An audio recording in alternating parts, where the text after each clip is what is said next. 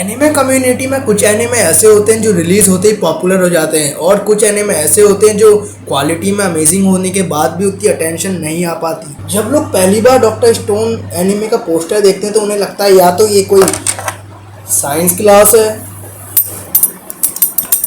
या फिर ये कोई पढ़ाने वाला कुछ ऐसा एनिमे है या कोई रैंडम सा एक ऐसा ही एक एनिमे है। और शायद इसी वजह से बहुत सारे एनिमे फैंस इसे कभी चांस नहीं देते, लेकिन जो लोग इसे देखते हैं उन्हें जल्दी ही समझ आ जाता है कि डॉक्टर स्टोन एनिमे इंडस्ट्री का सबसे यूनिक शो में से एक है।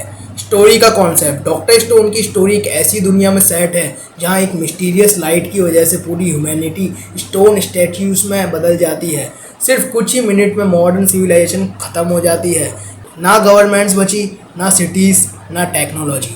हज़ारों साल बाद एक जीनियस स्टूडेंट सेंकू इशिगामी वापस जगता है और जब दुनिया को वो देखता है तो उसे समझ आ जाता है कि सब कुछ जीरो से शुरू करना पड़ेगा। यहीं से एनिमे की असली जर्नी स्टार्ट होती है। सेंकू क्यों अलग है? नॉर्मली शोनेन एनिमे के हीरोज पावरफुल पंचेस मारते हैं, कुछ हीरो स्वॉर्ड्स यूज़ करते हैं, कुछ मैजिक, लेकिन सेंकू की सबसे बड़ी पावर उसका ब्रेन है। वो फाइट्स पावर से नहीं, इंटेलिजेंस से करता है। जब बाकी लोग सर्वाइवल के बारे में सोच रहे होते हैं, सेंकू सिविलाइजेशन को रिबिल्ड करने का प्लान बना रहा होता है और वही चीज़ उसे एक यूनिक प्रोटैगनिस्ट बनाती है। Science is the real super power. Doctor stone का सबसे इंटरेस्टिंग पार्ट साइंस है, लेकिन ये स्कूल लेक्चर वाली बोरिंग साइंस नहीं। एनिमे दिखाता है कि अगर मॉडर्न टेक्नोलॉजी कम्प्लीटली डिसअपेयर हो जाए तो ह्यूमैनिटी कैसे दोबारा प्रोसेस करेगी, सोप कैसे बनेगा, इलेक्ट्रिसिटी कैसे क्रिएट होगी, मेडिसिन कैसे डेवलप होगी, ग्लास कैसे बनेगा, फ़ोन कैसे बनेगा। हर इन्वेंशन एक अचीवमेंट जैसा फील होता है। जब सेंकू एक छोटी सी साइंटिफिक डिस्कवरी करता है तो उसका इम्पैक्ट किसी शोनेन एनिमे के पावर अप से कम नहीं लगता। सिर्फ सेंकू ही नहीं, डॉक्टर स्टोन के साइड कैरेक्टर्स भी काफ़ी इंटरेस्टिंग है। क्रोम क्यूरियोसिटी को रिप्रेजेंट करता है, ताइजू डिटर्मिनेशन को, कोहाकू ब्रेवरी को, और सुकासा एनिमे के सबसे इंटरेस्टिंग एंटेगनिस्ट में से एक है। सुकासा विलन जरूर है, लेकिन उसके गोल्स कम्प्लीटली अनरीजनेबल नहीं लगते। इसी वजह से सेंकू और सुकासा का कॉन्फ्लिक्ट सिर्फ गुड वर्सेस इविल नहीं रह जाता, ये दो अलग आइडियोलॉजीज़ का क्लैश लगता है। Why people ignore it. अब सवाल आता है कि अगर एनिमे इतना ही अच्छा है तो लोग इसे इग्नोर क्यों कहते हैं? सबसे बड़ा रीज़न है इम्प्रेशन।